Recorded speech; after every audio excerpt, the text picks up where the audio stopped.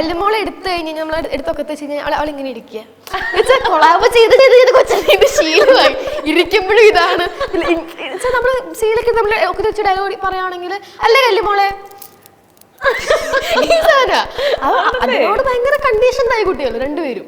എന്റെ അമ്മ എന്തൊക്കെയാണല്ലേ സംഭവിക്കുന്നത്. ലോക്ക്ഡൌൺ വന്നപ്പോഴാണ് നമ്മളെല്ലാം വീട്ടിലിരിക്കുന്നത്. അന്നേരം ഇവള് പറയുന്നതാണ്, അമ്മ സാധാരണക്കാരുടെ ജീവിതം എന്ത് രസമല്ലേ.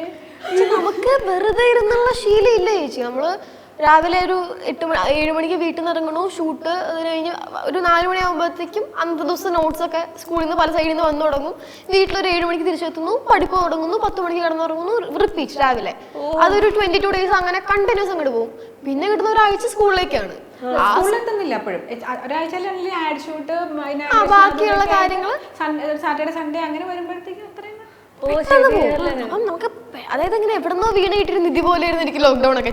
പലവരുടെയും ജീവിതം തന്നെ നശിപ്പിച്ചതാണെങ്കിലും നമുക്ക് അത്രയും വെറുതെ ഇരിക്കാം, സമാധാനം എന്ന് പറഞ്ഞ സാധനം അങ്ങനെ കിട്ടുന്നത് ആദ്യമായിട്ട്.